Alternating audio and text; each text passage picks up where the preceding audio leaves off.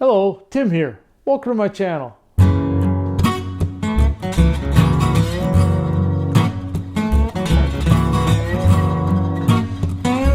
Today I'm going to tell you a little history of this antique bench that I have.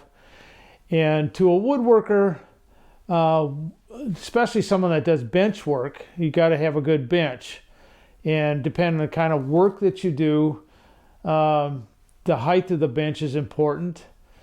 But this particular bench that I have, I'm going to show you, I had acquired it a number of years ago, probably over 50 years ago.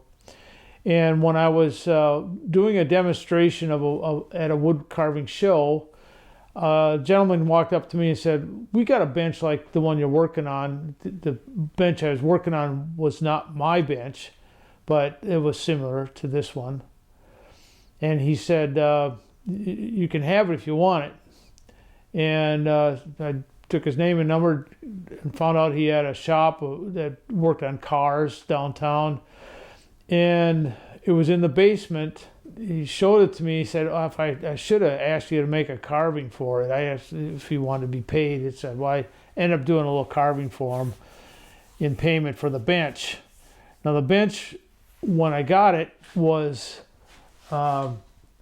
all messed up. It was shot at. You can see some, if you look close, in some of these areas, it's been shot at with a shotgun and I don't know what else, but it's peppered with buckshot.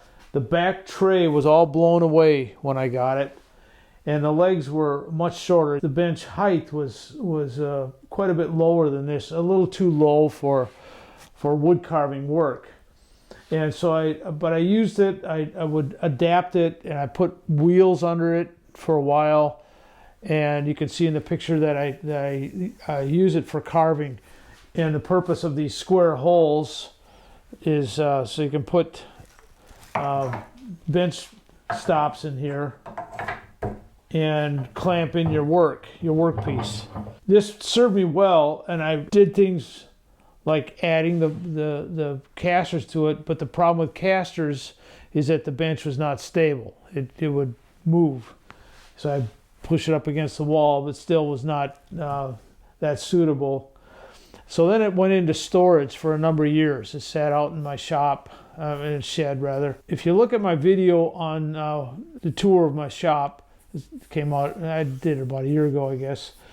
I have this bench sitting in there in a pile of stacked up on some cart.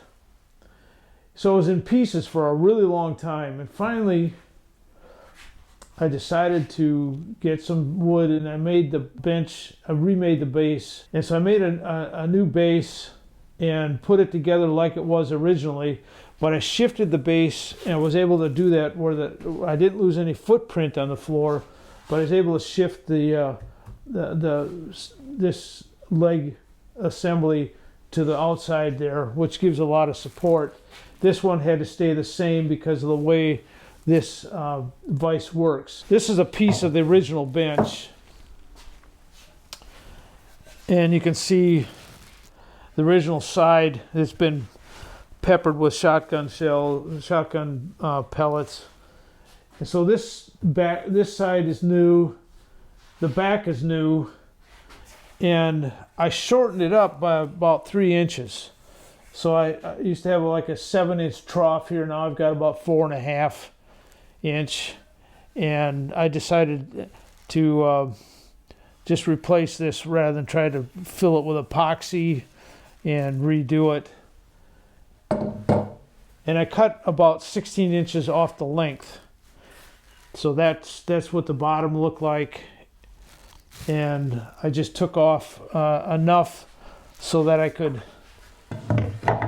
still have the holes line up. This used to be over here, but it made my bench small enough so I could put it right in this space that I have for it. Otherwise, it was too big to have in my shop at any one time, and that's why it sat in cold storage for so long. These bench stops here really work nicely for doing relief carving, so I can cinch that up, and I've got nice solid space surface to work on.